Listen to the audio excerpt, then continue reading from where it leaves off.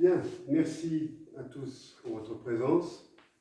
Alors, je vais, comme l'avait fait M. Koundi l'autre jour, je vais commencer par dire ce que je ne suis pas, en tout cas en ce qui concerne les Indiens d'Amazonie. Je n'ai jamais mis les pieds en Amazonie. J'ai passé 24 ans en Afrique, j'ai passé pas mal d'années en Asie du Sud-Est. J'ai toujours rêvé d'aller en Amérique latine et en particulier en Amazonie, mais je n'ai pas encore pu réaliser ce rêve. Donc, je ne suis peut-être pas le plus habilité pour parler de l'Amazonie, mais les circonstances ont fait que je me suis retrouvé plongé en Amazonie depuis le mois de septembre, quasiment, et que je vis au quotidien avec les gens dont je vais vous parler, mais je vis au quotidien avec eux via WhatsApp, en fait. On est en contact quotidien. C'est pas évident parce que actuellement, enfin jusqu'à 2h du matin aujourd'hui, demain, 2h du matin demain, il n'y a que 5 heures de différence entre l'endroit où ils sont et nous, au point de vue décalage horaire. À partir de demain, je vais avoir des nuits encore plus fatigantes parce que le décalage horaire sera de 6 heures, vu qu'on s'éloigne de l'ouest au point de vue horaire pour se rapprocher de l'Asie. Alors ça va simplifier mes relations WhatsApp et autres avec mes amis au Cambodge ou en Thaïlande ou au Laos, mais ça va rendre encore plus compliqué mes relations avec l'Amazonie, puisqu'on est à mi-chemin au point de vue horaire entre l'Amazonie et l'Asie du Sud-Est. Alors comment est-ce que je suis rentré en contact avec cette tribu ? Certains d'entre vous le savent, je fais une émission hebdomadaire à Radio Salve Regina, cette radio franciscaine de Bastia, qui émet aussi à Calvi d'ailleurs, il y a un relais à Calvi, et qui émet ici, je pense, enfin, si les montagnes le permettent, il y a un émetteur à Corté, donc peut-être qu'on peut capter Radio Salve Regina ici aussi. Et je fais cette émission depuis des années et des années. Même quand j'étais en Afrique, chaque fois que je rentrais pour mes congés, je faisais des émissions à Radio Salve Regina. Et depuis que je suis rentré définitivement, depuis 2014, je fais des émissions à Radio Salve Regina. Chaque semaine, j'enregistre le mardi ou le mercredi et l'émission est diffusée plusieurs fois, le jeudi matin, le jeudi midi et le samedi après-midi. Alors, ça paraît simple de faire une émission de 20 minutes. On me donne carte blanche. C'est une radio confessionnelle, mais j'ai carte blanche. Mais ça demande un certain renouvellement. Je ne peux pas parler toutes les semaines de la même chose. Donc, chaque week-end, je me creuse la tête pour savoir de quoi vais-je parler à la prochaine émission. Et puis, on n'a pas la science infuse, donc ça demande un minimum de recherche sur Internet ou dans la bibliothèque pour essayer de trouver les informations, suffisamment d'informations pour constituer un bon dossier pour mon émission. C'est pas simple, ça m'occupe beaucoup. L'émission ne dure que 25 minutes en moyenne, mais ça me prend au moins une dizaine d'heures par semaine. Mais je ne m'en plains pas, c'est très intéressant. Alors, dans mes émissions, je parle de tout. Je parle de pays que je connais, je parle de pays que je ne connais pas. Par exemple, j'ai parlé de l'Ukraine dernièrement. Je n'ai jamais mis les pieds en Ukraine, mais j'ai bien dû parler de l'Ukraine. J'essaye toujours de donner un regard différent que celui des grands médias, qui est par trop, je trouve, partiel et partial, bien souvent. Je ne vais pas m'étendre sur la question de l'Ukraine, mais effectivement, c'est un des derniers sujets où les grands médias ont fait preuve d'une grande partialité, même si c'est vrai que c'est dramatique la situation que vit le peuple ukrainien. Et surtout, j'essaie de parler de causes oubliées, de peuples en lutte ou de peuples marginalisés, que ce soit les Papous de Nouvelle-Guinée occidentale qui sont victimes d'un génocide au quotidien dont personne ne parle, de la part de l'Indonésie et des grandes compagnies minières nord-américaines, ou de certaines situations en Afrique que je connais peut-être mieux parce que je les ai vécues, qui sont également oubliés. Il y a des morts tous les jours au Congo, Kinshasa, dans l'Est, on n'en parle pratiquement plus. Bon, j'essaie de temps en temps de réveiller un petit peu les consciences en parlant de choses dont on parle peu ou pas du tout. Alors maintenant, arrivons-en à l'Amazonie. Au mois de septembre, ou fin août, je ne me souviens plus, j'avais fait une émission pour anticiper un peu le prix Nobel de la paix. Ça, c'est un de mes thèmes habituels. Tous les ans, je fais une émission en prévision du prix Nobel de la paix pour dire celui que j'aimerais voir recevoir le prix Nobel de la paix. Alors, rassurez-vous, je me suis toujours trompé. Hein, mais ça, je le savais, en proposant un nom, je sais que je me trompe. Parce que je sais que le candidat consensuel ne sera pas celui que j'appelle de mes voeux. Alors, mon dernier choix, c'était Raoni. Vous connaissez peut-être Raoni, ça vous dit quelque chose, Raoni?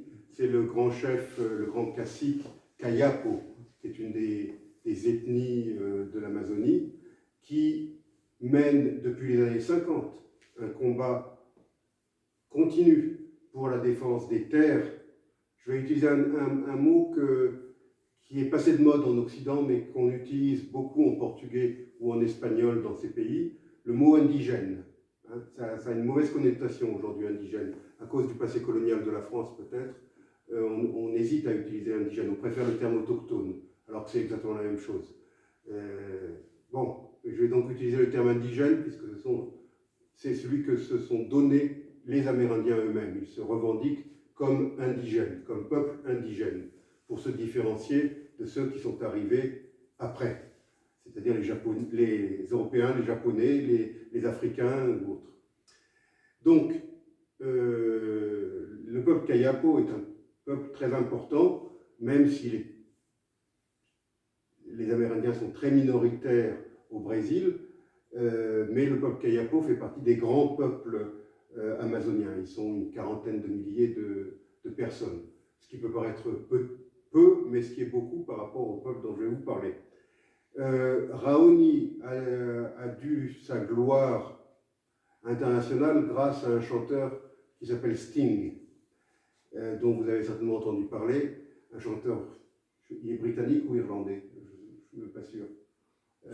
Sting. Enfin bref, Sting, je ne suis pas un spécialiste du show business, mais Sting, dans les années 80 ou 90, avait fait un séjour chez les Kayapo, et ensuite il a financé une tournée de Raoni dans le monde entier, même durant certains de ses concerts, et Raoni a été reçu par les grands de ce monde, par le président français, par les présidents français, Mitterrand, Chirac l'ont reçu, il a parlé à l'ONU, c'est une gloire, une célébrité mondiale. Alors, quand je vais vous dire qu'il a un plateau dans la lèvre inférieure, même si vous ne connaissez pas son nom, vous allez sans doute vous souvenir de qui est Raoni. Hein, on le voit souvent avec son plateau, ce qu'on appelle un labré dans la lèvre inférieure. C'est la tradition des Kayapo.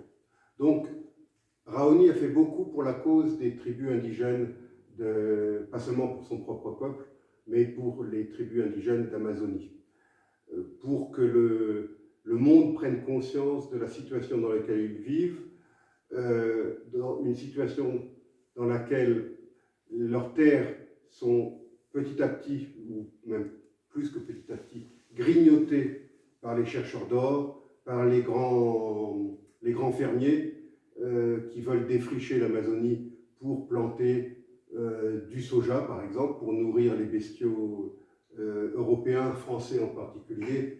On a besoin de farine de soja, et donc qui est-ce qui produit le plus de soja? C'est le Brésil. Et le Brésil le produit où, ce soja? En Amazonie, sur des terres gagnées sur la forêt. Et ça se fait au détriment des Indiens.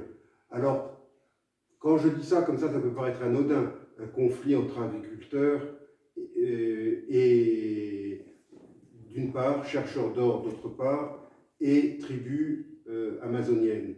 Mais ça prend parfois des aspects sanglants, parce que ces gens-là n'hésitent pas à tuer. Je parle pas des Indiens, hein. Je parle des gros intérêts canons alimentaires et des chercheurs d'or. Ils n'hésitent pas à tuer, ils n'hésitent pas à massacrer.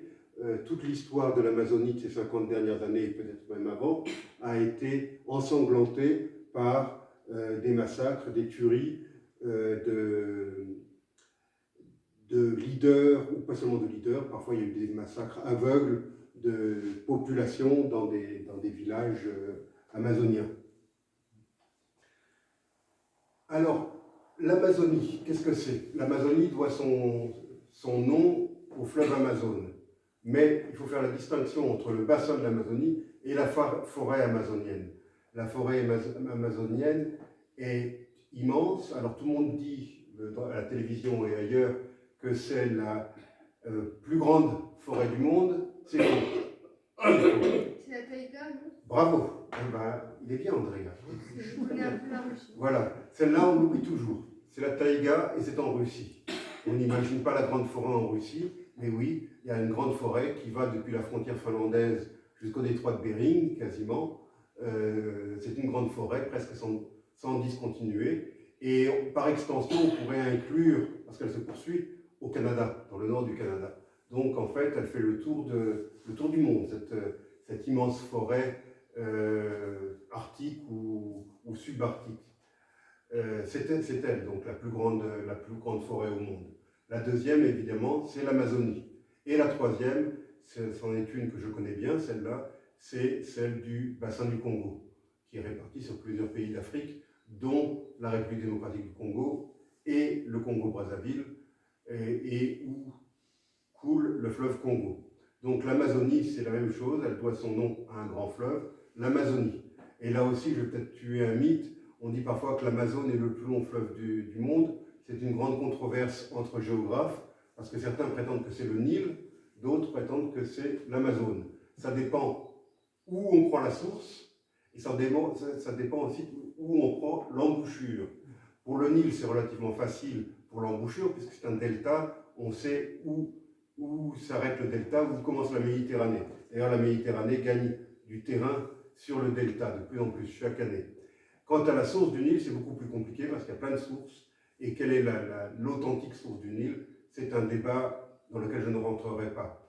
Pour ce qui est de l'Amazonie, c'est la même chose pour les sources. Il y a plusieurs sources, mais en tout cas, la source qui est généralement considérée comme étant la source de l'Amazone est au Pérou.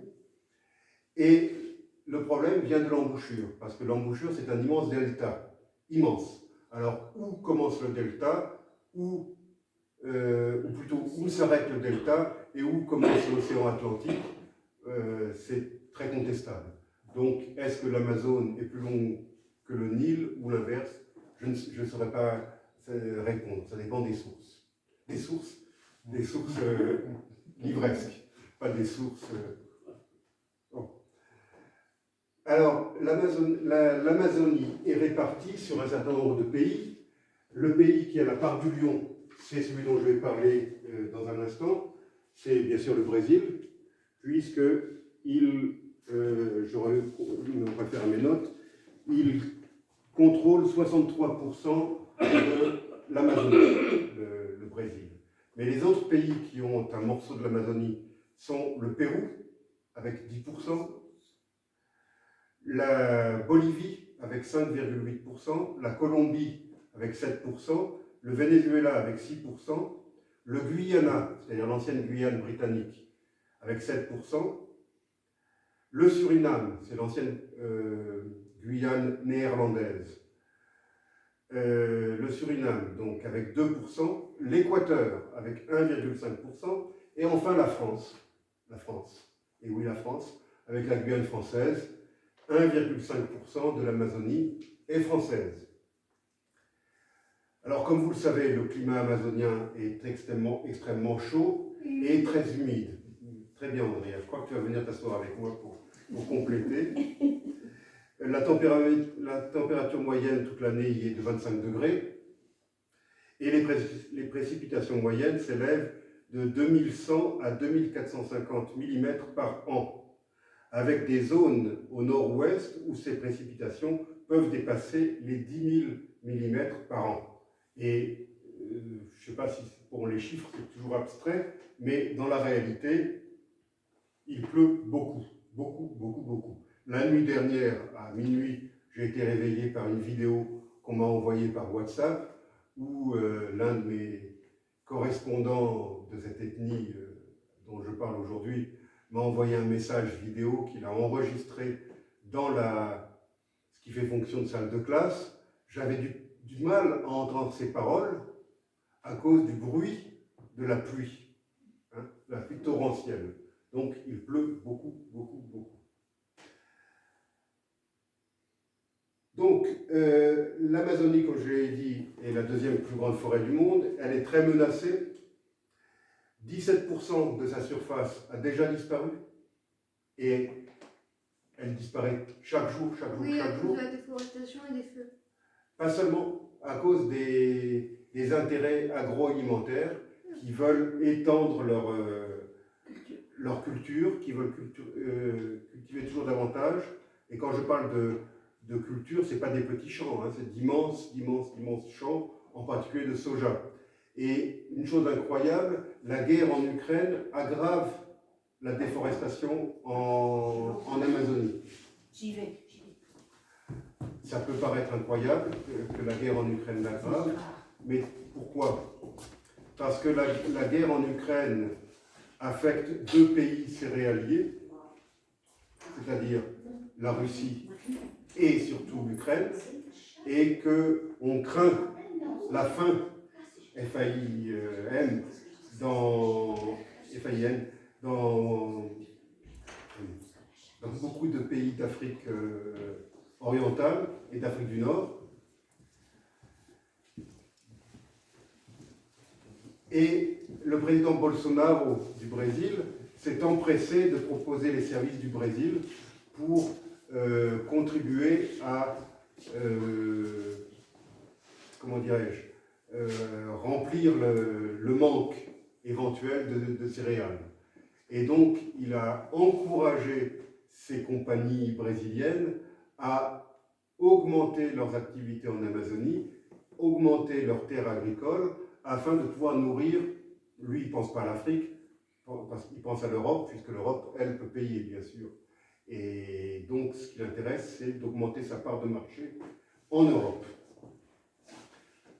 Alors, c'est pour ça que je dis que la guerre en Ukraine risque d'avoir un effet encore plus désastreux, si c'est possible, sur les peuples indigènes d'Amazonie. Alors, parlons maintenant des Enawe-Nawe. Comment d'abord je suis entré en contact avec eux? Comme je vous l'ai dit, je dois faire un sujet chaque semaine à la radio. J'avais fait un sujet sur Raoni pour essayer de promouvoir sa candidature au prix Nobel de la paix. Vu son âge, j'ai perdu tout espoir qu'il l'obtienne un jour, et c'est bien dommage, parce que je pense que cette personnalité indigène d'Amazonie mériterait largement le prix Nobel de la paix, surtout que c'est un combat pacifique en ce qui concerne.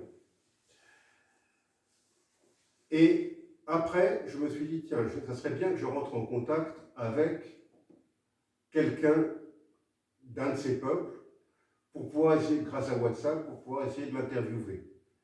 Et mon choix s'est porté sur les Enawe-Nawe, parce que les Enawe-Nawe, certains d'entre eux sont très actifs, ils font des vidéos qu'ils mettent sur YouTube.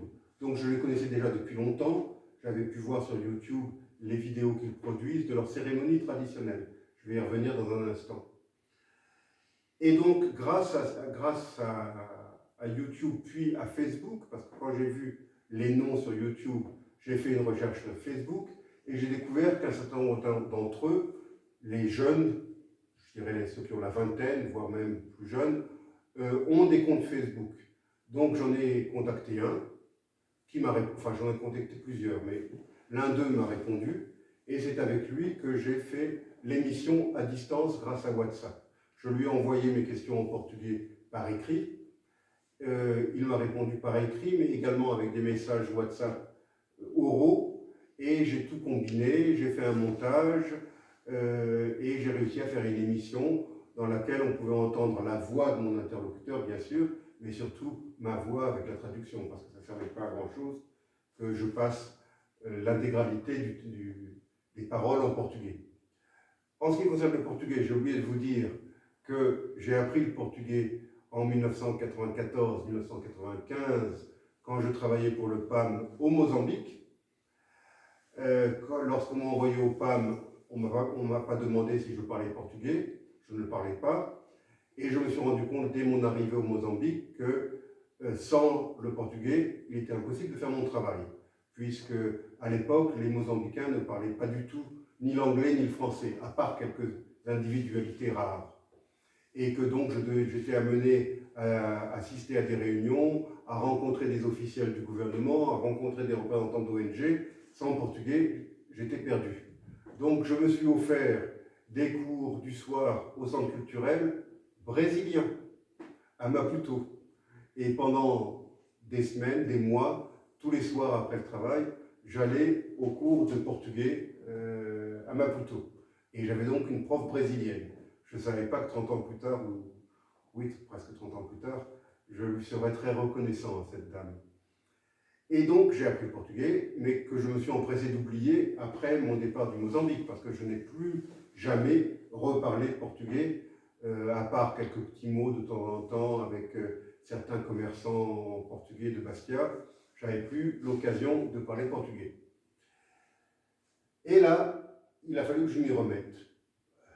Et alors c'est revenu très vite, au moins pour écrire, parce que pour les messages verbaux, j'ai beaucoup de mal, parce qu'ils parlent avec leur accent à eux. Ils parlent donc le portugais du Brésil, mais avec un fort accent indigène. Et leur portugais est assez... Enfin, c'est pas du portugais de Lisbonne, hein, ni même de Brasilia ou de Rio de Janeiro.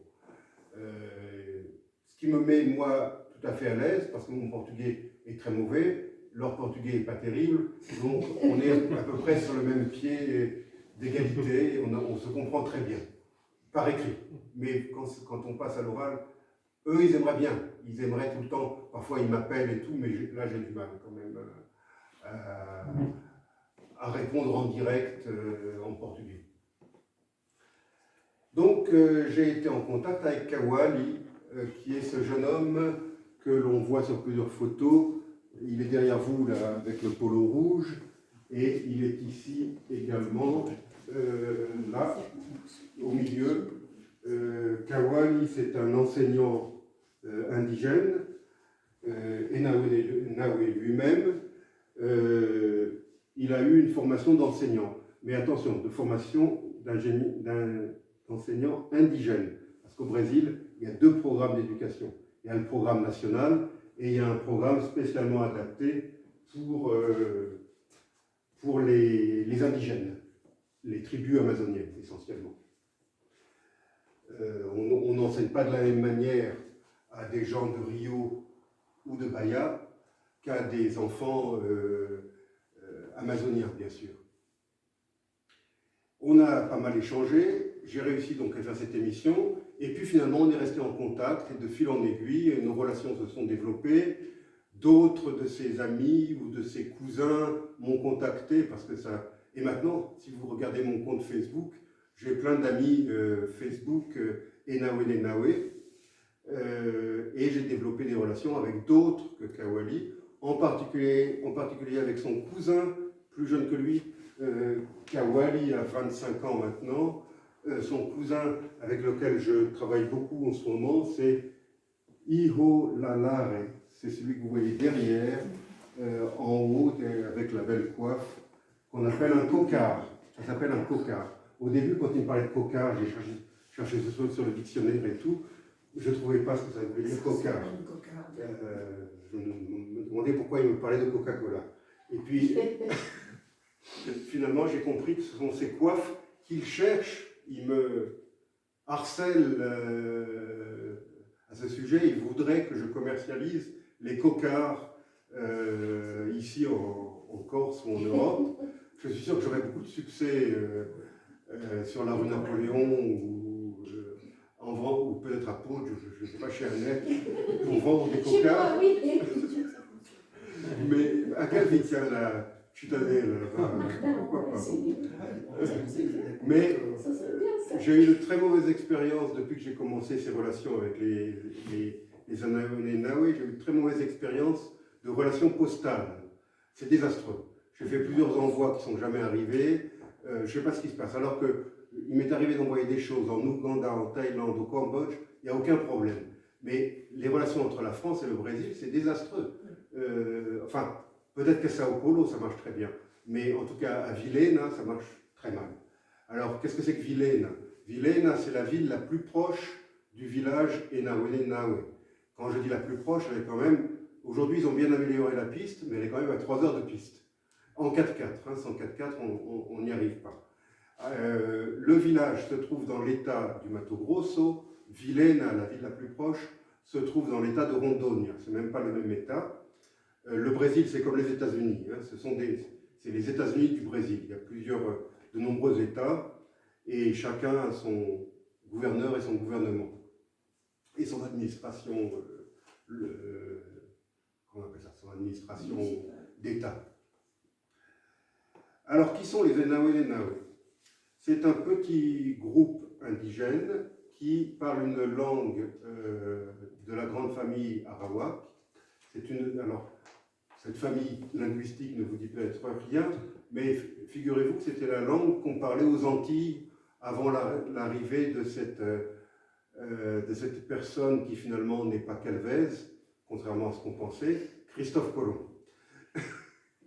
Les peuples que Christophe Colomb a rencontrés parlaient une langue de cette famille linguistique. Donc imaginez un peu l'aire couverte par cette famille linguistique, depuis donc le Brésil, la Bolivie peut-être, jusqu'aux Antilles. Alors, les tribus qui parlaient cette langue aux Antilles ont complètement disparu. Elles ont été éradiquées. Il n'y a plus un seul Amérindien aux Antilles, que ce soit les Antilles françaises, néerlandaises, britanniques, ex-espagnoles, Cuba, il y avait des tribus indigènes, Saint-Domingue également. Il n'y en a plus.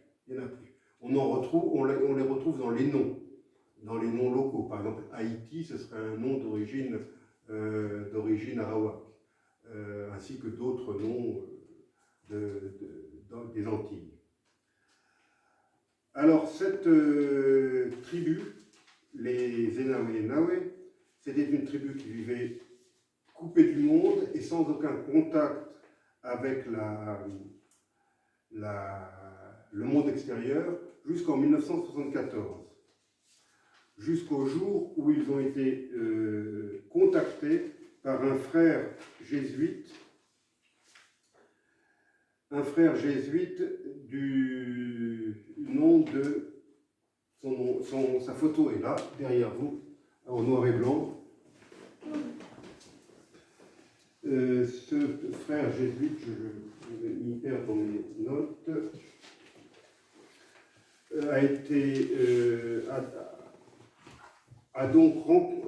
il est allé à l'aventure comme ça dans la forêt, à pied bien sûr. Il les a rencontrés. Alors il a dû vaincre la peur, la méfiance de cette ethnie, et finalement il a fini par gagner leur confiance, et il a vécu avec eux, habillé comme eux, ou peu habillé comme eux, si je puis dire, portant des boucles d'oreilles comme eux. Vous pouvez voir sur toutes les photos, on voit des pendentifs chez les hommes comme chez les femmes. Et d'ailleurs sur la photo, vous allez la regarder après la conférence peut-être, vous verrez très distinctement qu'ils portent les mêmes boucles d'oreilles. Enfin, ce n'est pas des boucles d'oreilles, c'est des sortes de ficelles rouges ou noires qui passent dans les lobes d'oreilles. Et puis, petit à petit, ce frère jésuite, dont je cherche le nom, il s'appelle Cañas. Son nom de famille, c'est Cañas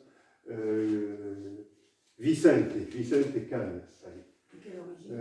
Espagnol.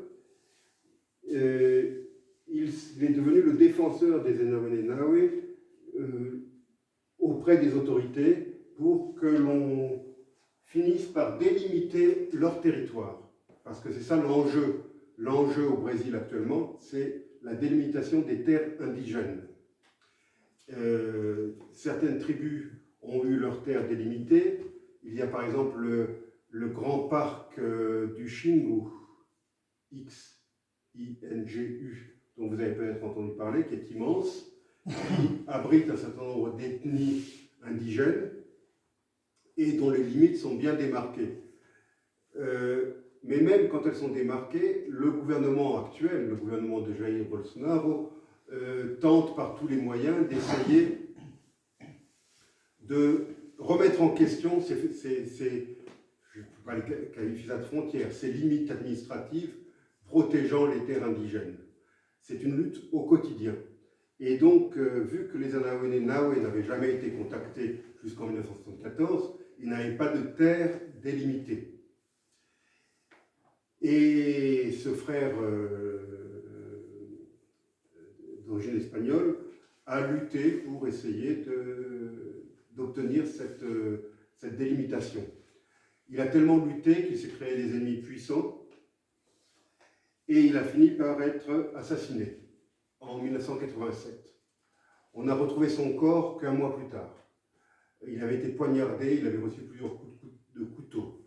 Et je précise tout de suite, les assassins n'étaient pas les Amérindiens. Les assassins étaient des gens payés par les gros intérêts dont j'ai parlé tout à l'heure.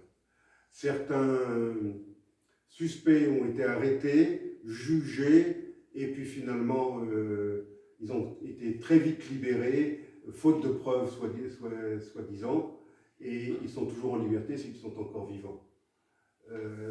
Ce n'est qu'un cas parmi d'autres, parce que je ne sais pas si vous avez entendu parler de Chico Mendes et d'autres leaders qui défendent les paysans sans terre, qui ont subi le même sort. Je voudrais parler donc de Francisco Alves Mendes Filho, dit Chico Mendes, qui est mort en 1988. Il a été assassiné. C'était un leader syndicaliste brésilien très connu pour son action pour la défense des droits des seringueiros, ces ouvriers chargés de recueillir le latex dans les plantations d'EVA d'Amazonie. Après de nombreux combats pour la défense de la forêt amazonienne et de ceux qui en vivent, il fut assassiné pour ses idéaux sur ordre d'un riche propriétaire terrien.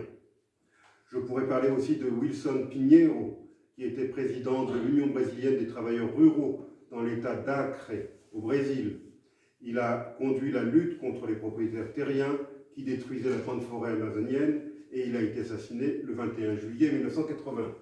Ce ne sont que les cas les plus emblématiques. Il y a des dizaines de noms qui pourraient être ajoutés de gens qui ont été tués, célèbres ou pas célèbres, le plus souvent inconnus, dans la plus grande impunité. L'enjeu de la terre coûte des vies au Brésil.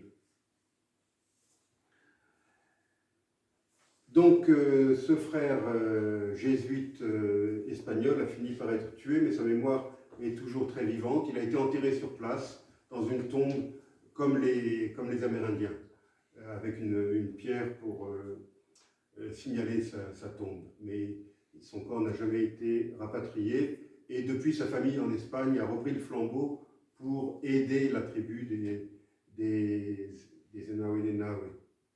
Alors, depuis, donc, quand ce frère a rencontré pour la première fois en 1974 les Anahawéné-Nahawé, ils étaient au nombre de 89. 89. Bon, y en avait-il d'autres éparpillés dans la forêt? C'est possible. En tout cas, on en a dénombré 89. Aujourd'hui, ils sont entre 1200 et 1300. Donc en un demi-siècle, vous voyez l'augmentation de la population. Mais malgré tout, qu'est-ce que c'est que 1200 ou 1300 personnes dans un pays qui compte 140 ou 150 millions d'habitants, le Brésil? Si les Kayapos ont des problèmes, imaginez ce que peuvent être les problèmes d'une petite ethnie aussi petite numériquement. Cependant, depuis les premiers contacts, une petite, je ne dirais pas élite, mais enfin, une nouvelle génération d'Anahawéné-Nahawé est allée à l'école, a été formée, comme le cas de Kawali, dont je parlais tout à l'heure, sont devenus enseignants, et ils sont très actifs dans la défense de leur peuple, défense de leur culture, défense de leur terre. Ils participent souvent à des manifestations organisées par la Fédération des tribus amérindiennes du Brésil. Souvent, ils vont manifester devant le Parlement à Brasilia. Donc, ce sont des gens maintenant qui voyagent, en tout cas, certains d'entre eux, pour défendre leurs intérêts. C'était encore le week-end dernier, je crois, il y avait encore une manifestation justement contre la politique du président Bolsonaro qui menace les territoires ancestraux de ces Indiens. Alors, qu'est-ce qui fait la particularité des Anawene-Nawe? Je qualifierais cette ethnie, c'est sans doute le cas des autres, mais enfin, en particulier les Anawene-Nawe, c'est une tribu que je qualifierais d'écologique ou d'écologiste sans le savoir. Parce que je pense que tous nos écologistes de France et de Navarre auraient des leçons à recevoir de la part des Anawene-Nawe. Les Anawene-Nawe, du fait de leur spiritualité, je vais y revenir tout à l'heure, leur croyance dans les esprits, ne prélèvent sur leur environnement que ce dont ils ont besoin, pas plus. Et de quoi ont-ils besoin? Ils ont besoin de poissons, par exemple. Le poisson joue un grand rôle dans leur alimentation quotidienne. 3 mois ou 4 mois par an, tous les hommes valides et les garçons suffisamment âgés, je dirais à partir de 12 ans peut-être même plus jeunes parfois, partent pendant 3-4 mois. Ils quittent le village. Ils remontent ou ils descendent, je ne sais pas, le fleuve, c'est le Rio Preto, je crois qu'il passe à côté, et ils créent un campement provisoire qu'on appelle un camp de pêche, pendant lequel ils pêchent.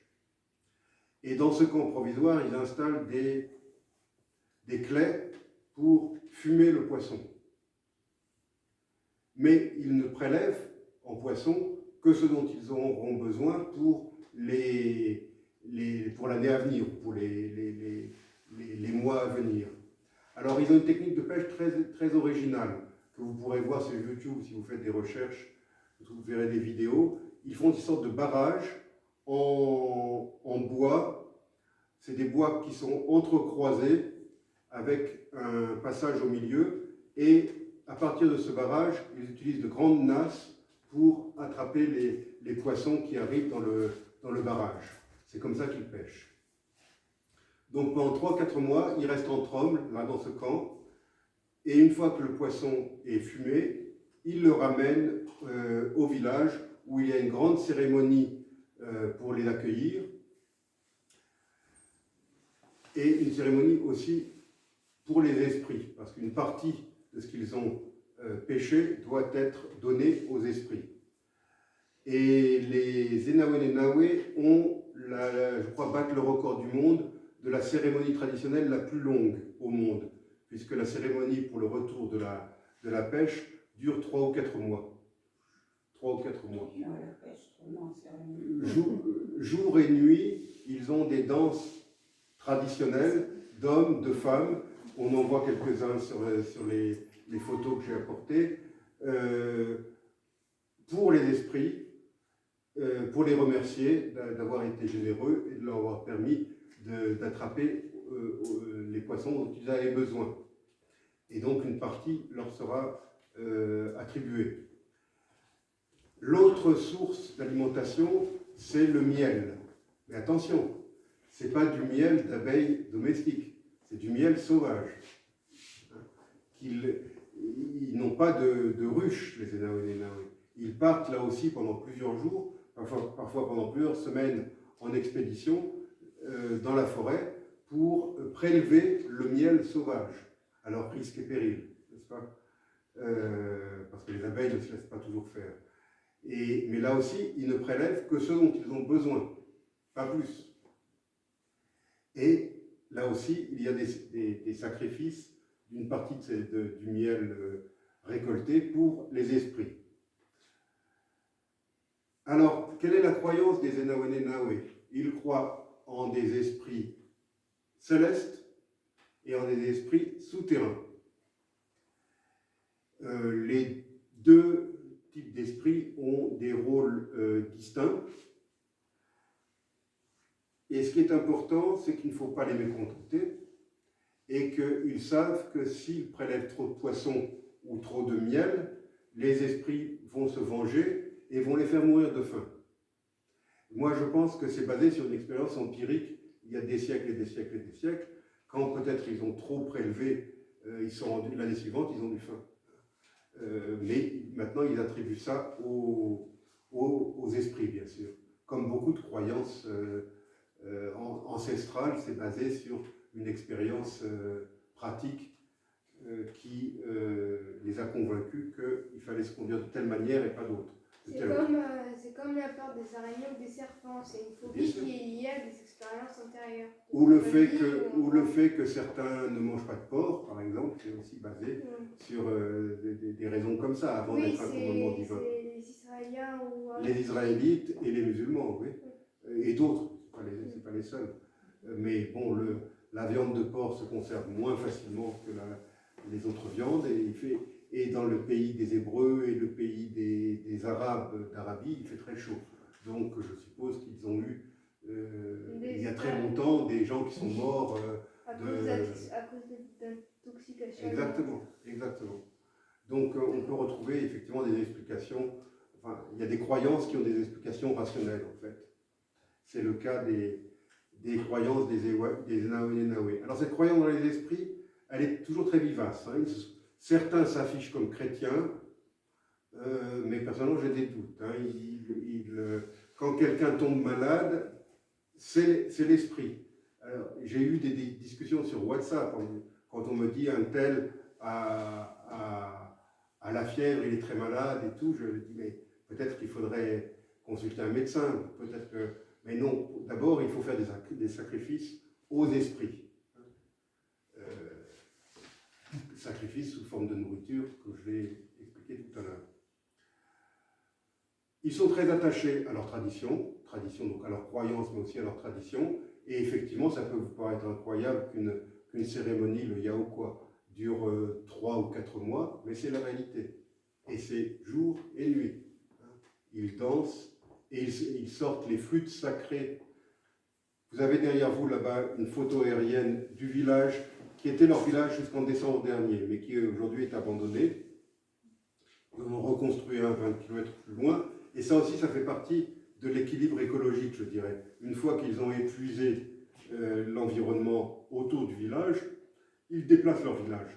Les jeunes que j'ai interviewés pour faire l'émission, que ce soit Kawali ou Iho Lalare, sont nés dans un village qui n'existe plus depuis longtemps. Ils ont grandi dans celui-ci que vous voyez derrière vous, et aujourd'hui, ils vivent dans... Où est-ce qu'elle est la construction? Là-bas. Ici. Là-bas, près du rideau dans le coin de la pièce, vous voyez une maloca. Alors oui, j'explique ce que c'est que les malocas.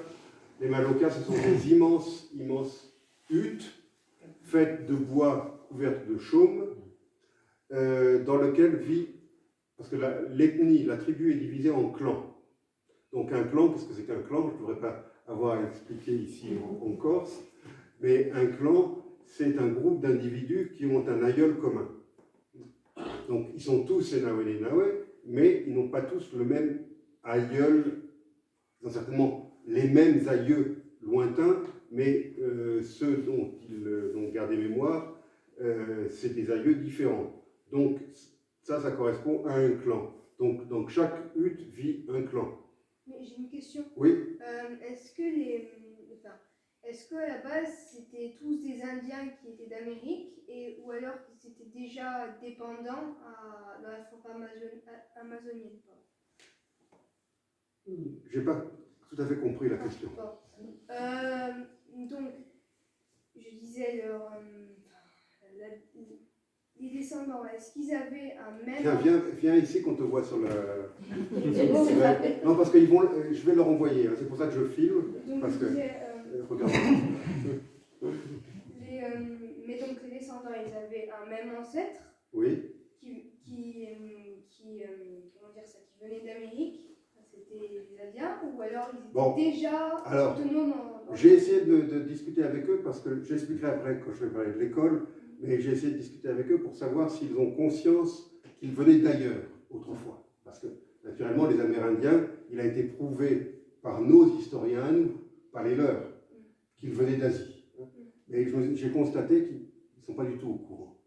Ben oui, non, ça s'est passé il y a 20 000 ans. 20 25 000 ans selon les historiens.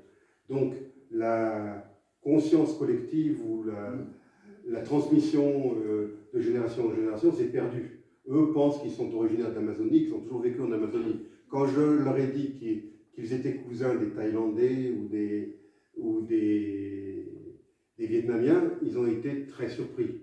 Mais quand vous regardez des photos de gens d'Asie du Sud-Est, écoutez, vous amenez un Thaïlandais dans ce village, à part les lobes d'oreilles percées, ils passeront inaperçus. Et inversement, amener un Enawe en Thaïlande ou au Laos, on lui parlera en thaïlandais ou en laotien.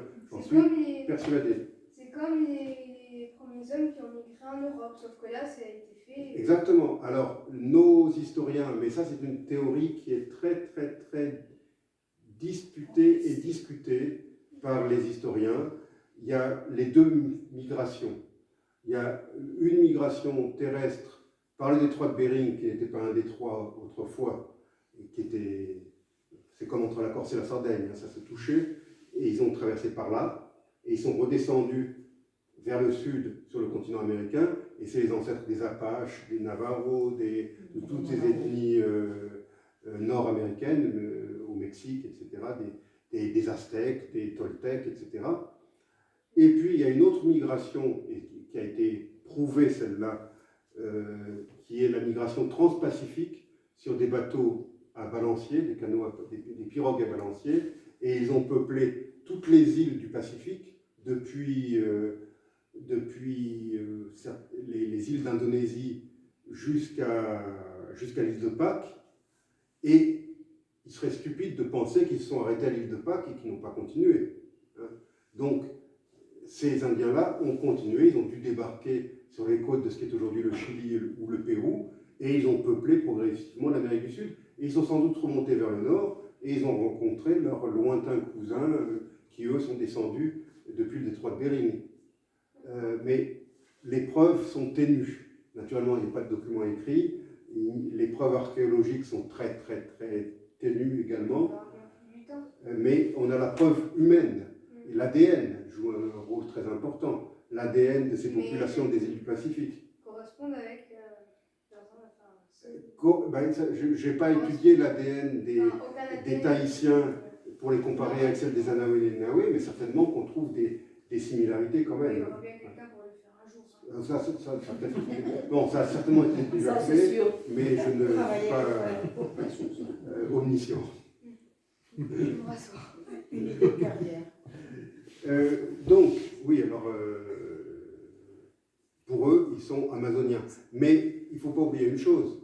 Quand les premiers Européens sont arrivés au Brésil, ce n'était pas que l'Amazonie qui était peuplée d'Amérindiens, c'était tout ce qui est aujourd'hui le Brésil, tout ce qui est aujourd'hui l'Amérique du Sud, était peuplé d'Amérindiens. Et que sont-ils devenus? Bon, certains ont été massacrés, d'autres ont été tués par les virus apportés par les Européens, les maladies contagieuses, la rougeole, etc. D'autres ont été transformés en esclaves et sont morts à la tâche. Et puis, de toute façon, les Amérindiens sont très peu dociles à ce genre de servitude. C'est pour ça que les Européens ont fait venir des Africains en Amérique, tout simplement, parce qu'ils se sont rendus compte que les Amérindiens ne formaient pas des esclaves suffisamment serviles et suffisamment travailleurs de leur point de vue. Ils se sont dit que les Africains étaient beaucoup mieux. C'est l'origine de la traite négrière, il n'y a pas d'autre explication. Et c'est pourquoi il y a une population africaine, d'origine africaine, dans tous les pays d'Amérique, sauf aux deux extrêmes. Au Canada, il n'y en a pas beaucoup, et en Argentine, il y en a assez peu également. Et au Chili, je crois, il y en a assez peu. Et sinon, non, c'est une histoire différente, tout simplement. Dans les autres pays, il y a eu l'agriculture intensive, que ce soit celle de la canne à sucre ou autre, et qui nécessitait une grosse main-d'œuvre servile. Et c'est pour ça qu'on a fait venir les Africains. Revenons à nos Enawe. De fil en aiguille, au fil de mes relations avec eux, est venue la question de l'école. Parce que naturellement, ils m'ont demandé si je pouvais faire quelque chose pour eux. Et leur priorité, vraiment, c'était l'éducation des enfants. Parce que même si au Brésil, l'éducation est obligatoire, ça ne semble pas concerner les enfants amérindiens. En tout cas, des groupes marginalisés comme les Naoué, puisque l'État, que ce soit l'État fédéral ou l'État du Mato Grosso, par la voix de ses représentants, par la voix du gouverneur en ce qui concerne le Mato Grosso, a promis maintes fois la construction d'une école dans le village de Naoué. Cette promesse n'a jamais été tenue. Il y a un poste de santé, un dispensaire, qui est dans l'ancien village. Ils n'ont pas encore déménagé dans le nouveau village, qui est géré par une ONG brésilienne, avec donc des infirmiers. Normalement, il y a un médecin, mais il n'y est pas souvent. Ce sont surtout il doit y avoir un ou deux infirmiers, entre guillemets, brésiliens, parce que eux-mêmes les appellent les Brésiliens, ou ils disent os brancos, les noirs, les blancs, je veux dire.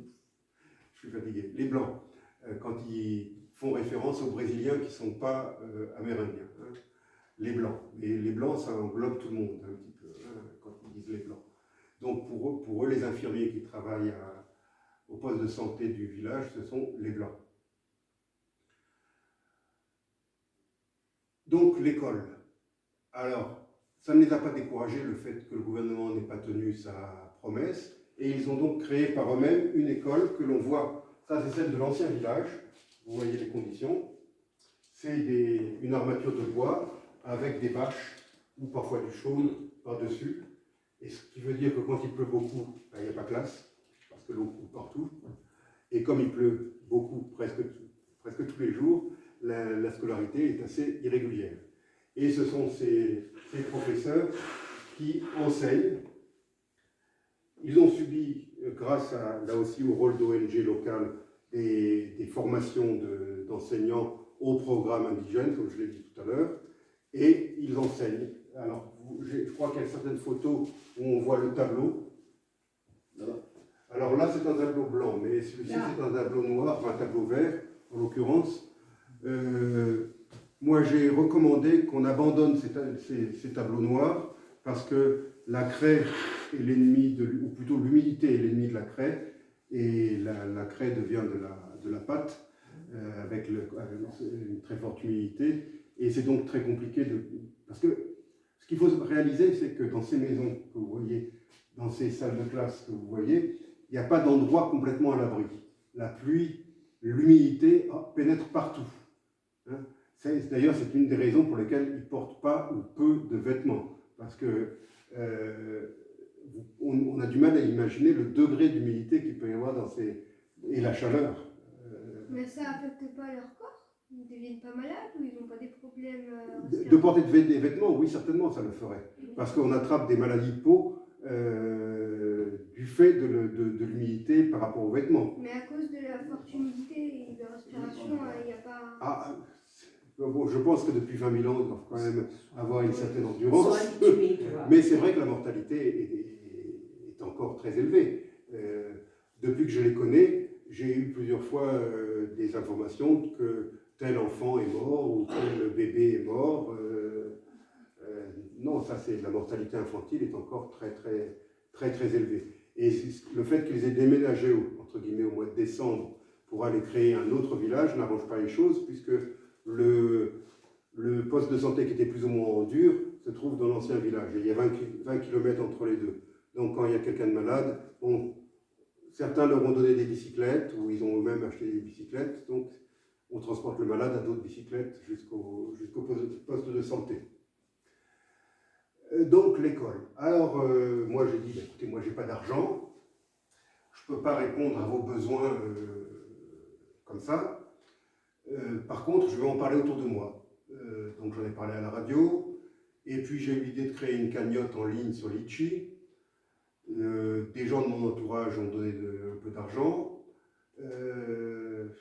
La cagnotte a rapporté 700 et quelques euros, c'est pas énorme, mais c'est déjà ça. Et on a déjà commencé donc le petit projet. Et le petit projet, c'est pas de construire une école, on ne va pas remplacer l'État brésilien ou l'État du Mato Grosso. C'est sa responsabilité de construire l'école. Par contre, j'aimerais qu'on puisse faciliter la tâche des enseignants et la tâche des élèves. Donc, il s'agit d'acheter du matériel scolaire, livres, cahiers, stylos, crayons de couleur, papier et tableaux. Alors là, je préconise, ça c'est le tableau qu'on a acheté avec notre argent, que vous voyez qui est sur la table là, tableau blanc et marqueur. Ça coûte un peu plus cher qu'un tableau noir, mais ça dure plus longtemps et ça ne craint pas l'humidité. On peut écrire sur un tableau blanc même avec une très forte humidité. Et ce que j'aimerais qu'on achète et qu'on n'a pas réussi à acheter parce qu'on n'a pas eu assez d'argent, c'est des caisses de rangement en plastique. Vous savez, ces caisses que vous avez tous chez vous, je pense, ces sortes de malles très légères en plastique, mais qui se ferment bien étanches, parce que ça permettrait de ranger les cahiers et les livres et les craies, si on a encore des craies, dans ces caisses-là. Ça serait un endroit sec. Ça ne coûte pas très cher, mais malgré tout, vu le peu d'argent que j'ai collecté, on a donné la priorité aux cahiers, aux crayons de couleur. C'était le plus important. Et puis, un ou deux tableaux. Donc c'est ça le but. Alors vous allez me dire, mais c'est ridicule, ça coûte très cher, le transport, etc. Ben oui, justement. Moi, je ne veux absolument pas qu'on achète quoi que ce soit ici. Donc, qu'est-ce que je fais? J'envoie l'argent par Western Union. Et ce sont ces jeunes, Kawali et Olalare, qui achètent le matériel à Vilaine, cette petite ville de 70 000 habitants quand même, plus grande que Bastia ou Ajaccio en population, mais petite ville pour ce qui est du Brésil. C'est le Far West pour le Brésil, Vilaine. Je suis sûr que 95% des Brésiliens n'ont jamais entendu parler de Vilaine. Mais il y a des magasins, il y a des petits supermarchés, et donc ils ont pu acheter. Ils m'ont fourni les factures de leurs achats, et ils m'ont fourni également les photos des affaires qu'ils ont achetées. On en voit les cahiers que vous voyez, les cahiers que brandissent fièrement ces garçons, et le tableau qui est devant, c'est ce qu'on a acheté avec l'argent qui a été récolté ici. Donc voilà ce qu'on a fait. C'est pas grand chose, mais ce n'est qu'un début et j'aimerais qu'on puisse continuer. J'ai mis une petite boîte ici, elle est là pour ça, pour éventuellement la remplir. Je crois avoir fait le tour du sujet, j'ai certainement oublié beaucoup de choses. Je peux maintenant répondre aux questions si vous souhaitez me poser des questions. Je n'ai pas répondu combien de temps Annette. 1 heure environ. C'est très bien. J'ai déjà parlé 1 heure. Bon, moi je crois qu'il faut que je m'arrête. Hein. Mais non, mais ça peut continuer un petit peu. Il y a des questions, je suppose. Y a-t-il des questions? Je suis sûr que André a des questions. Mais si... Tout à l'heure, je te posais la question de savoir s'ils avaient au niveau administratif, si ces populations-là, ces peuples donc, amazoniens, avaient un statut particulier. Oui, alors ils ont le statut de citoyen brésilien maintenant. Hein. C'est une nouveauté pour les Enawe et les Nawe. Les Kayapo l'ont été avant, mais ces gens-là vont voter aux prochaines élections. Hein. Ils ont reçu il y a des équipes spéciales de la commission électorale qui sont venues jusque dans leur village avec leur imprimante, leur ordinateur qui fonctionnait avec les panneaux solaires. Et ils ont pu, avec leur logiciel et tout ça, ils ont pu donner à tous les adultes de 18 ans et plus, à chacun sa carte d'identité nationale et sa carte d'électeur.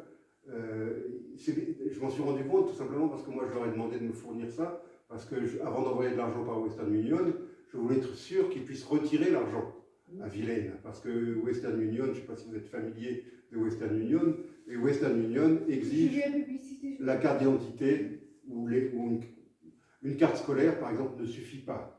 Il faut une carte d'identité d'une administration reconnue pour retirer l'argent de Western Union. Et pour envoyer. Et pour envoyer, bien sûr. Et pour envoyer. Oui, bien sûr. Enfin, moi, je ne la présente plus puisque je fais ça par Internet.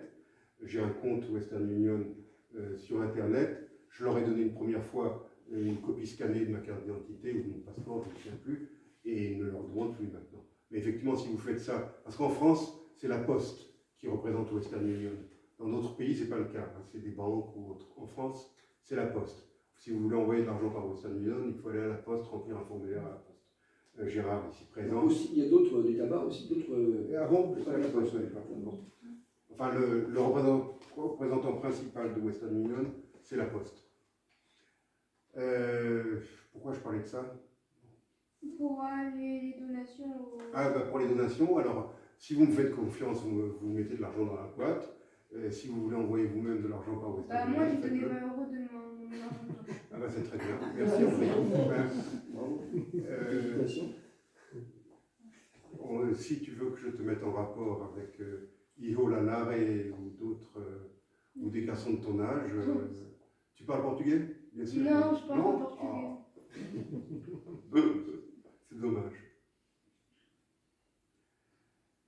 D'autres questions? Ah oui, j'ai oublié l'essentiel. Gérard ici présent.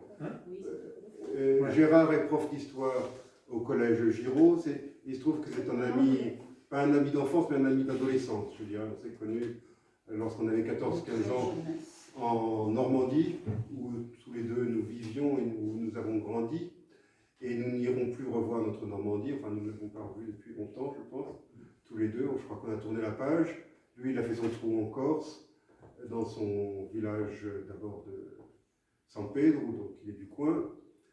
Et moi ailleurs, puis maintenant en Corse, et il achève sa carrière bah oui, parce qu'on atteint l'âge de la retraite, hein. On parlait de mon anniversaire tout à l'heure, quelqu'un m'a rappelé que j'ai atteint aujourd'hui l'âge de la retraite. Parce que moi, entre les revendications de Mélenchon, de Zemmour, de Le Pen, et l'état actuel, je m'y perds, donc je ne sais plus trop où est-ce qu'on en est. Et il paraît que j'ai atteint l'âge légal de la retraite.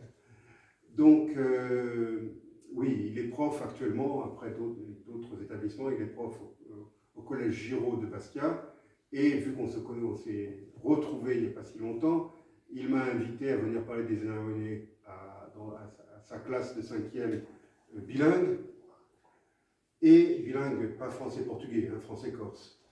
Et je croyais que j'y allais pour une seule fois, et puis finalement, tout le premier trimestre, j'y suis allé un certain nombre de fois, et j'y suis encore retourné l'autre jour, et on a fait un travail ensemble, enfin c'est lui qui a fait ce travail, c'est plus que moi, avec ses élèves, dont d'ailleurs, je ne sais pas si vous avez fait connaissance, si vous connaissez ou si vous avez fait connaissance, vous connaissez. Bon, ton élève Antoine, c'est le neveu de madame, donc il a participé, il a même parlé en Corse sur une de nos vidéos, pour ce projet-là. Donc les textes que vous voyez affichés, c'est ce qu'ils ont retenu. Ils ont été élaborés par les élèves, c'est ce qu'ils ont retenu de tout ce que je leur ai dit. Alors c'est naturellement très résumé, mais les éléments principaux de ma conférence apparaissent dans ces textes qui sont en français et en corse. Et alors, il faut remercier en particulier Ferrand de Wolmet, qui est la personne qui a corrigé la qualité du texte corse. Voilà. Et il faut remercier également, je le fais publiquement, l'imprimerie Samarcelli, qui a, moi je voulais payer, mais ils ont insisté pour que ce soit gratuit, qui a imprimé ces belles photos gratuitement. Voilà. Donc un petit coup de chapeau à Samarcelli également. D'autres questions? Professeur? J'ai été ravi. C'est une éloquence amazonienne. J'entends les bruits du fleuve. Sous la pluie. Sous la pluie et la pluie. C'est bien que vous parliez du fleuve, parce que il y a quelque chose d'important que j'ai oublié de dire. Donc le fleuve qui est à côté de chez eux, ils savent nager dès l'âge de 3-4 ans, hein, les Amérindiens d'une manière générale, mais les Anaouénés en particulier. Là, je peux faire tête basse, moi. J'apprends à nager un peu plus tard. Ah oui. Et donc ce fleuve joue un rôle très important, on l'a vu pour la pêche, les barrages qu'ils font, etc. Et il y a une grande société internationale qui a construit un barrage sur ce fleuve. Et bien ça a provoqué une quasi-famine chez les Anaouénés. Parce que naturellement ça a retenu les poissons également. Et donc voilà encore un impact négatif de la civilisation moderne. Je ne la qualifierai pas d'occidentale parce qu'elle est aussi autant chinoise que qu'européenne ou qu'américaine maintenant, hein, cette civilisation. L'impact négatif de ces grands projets, qu'ils soient agricoles ou miniers ou hydroélectriques, sur la vie traditionnelle de ces populations.